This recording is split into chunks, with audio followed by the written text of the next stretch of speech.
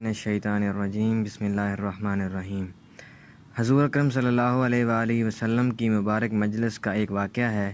ایک مرتبہ نبی اکرم صلی اللہ علیہ وآلہ وسلم اور حضرت ابوبکر صدیق رضی اللہ عنہ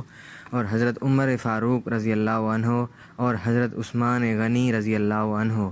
یہ بزرگ حضرات صحابہ کرام حضرت علی رضی اللہ عنہ کے مکان میں تشریف لے گئے،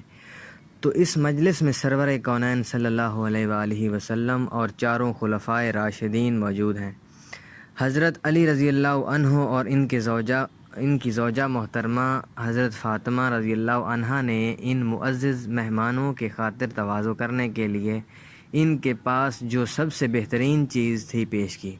وہ خوبصورت اور چمکدار پیالہ تھا۔ اتفاق سے شہد کے پیالے میں ایک بال گر گیا۔ حضور اکرم صلی اللہ علیہ وآلہ وسلم کے دست مبارک میں جب وہ پیالہ آیا تو آپ نے ان حضرات کے سامنے پیالہ پیش کیا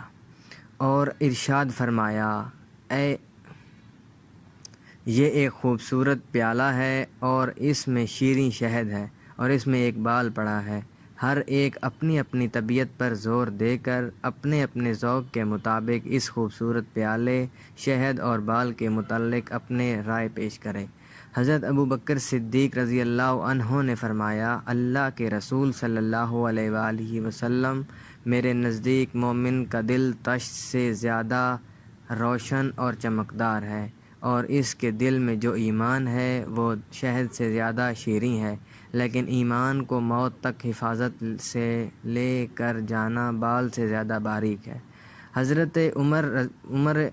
عمر فاروق رضی اللہ عنہ کے سامنے جب وہ پیالہ آیا تو حضرت عمر رضی اللہ عنہ نے فرمایا، یا رسول اللہ صلی اللہ علیہ وآلہ وسلم، حکومت اس تشت سے زیادہ چمکدار اور روشن ہے،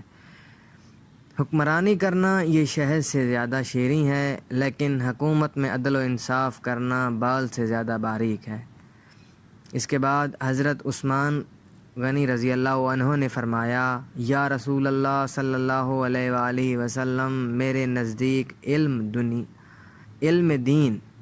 تشت سے زیادہ روشن ہے اور علم دین سیکھنا شہد سے زیادہ شیریں ہے، لیکن اس پر عمل کرنا بال سے زیادہ باریک ہے۔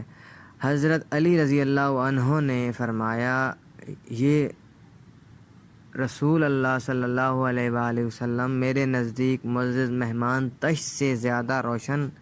ہیں اور ان کے مہمان نوازی شہد سے زیادہ شیریں، اور ان کو خوش کرنا بال سے زیادہ باریک ہے۔ حضرت فاطمہ رضی اللہ عنہ فرماتی ہیں، عورت کے حق میں حیا اس تشت سے زیادہ روشن اور چمکدار ہے، اور اس کے چہرے پر پردہ شہد سے زیادہ شیریں ہے، اور ایک غیر مرد پر نگاہ نہ پڑے اور غیر مرد کی اس پر نگاہ نہ پڑے، یہ بال سے زیادہ باریک ہے۔ حضور اقدس صلی اللہ علیہ وآلہ وسلم نے خود فرمایا، اللہ کی معرفت تشت سے زیادہ روشن ہے، اور اس کے بعد فرمایا، معرفت الہی سے آگاہ ہو جانا اور معرفت الہی کا حاصل ہو جانا اس شہد سے زیادہ شیریں ہے، اور اللہ کی معرفت کے بعد اس پر عمل کرنا بال سے زیادہ باریک ہے۔ حضرت جبرائیل علیہ السلام تشریف لائے اور فرمایا، میرے نزدیک راہ خدا یعنی اللہ کی راہ تشت سے زیادہ روشن ہے، اور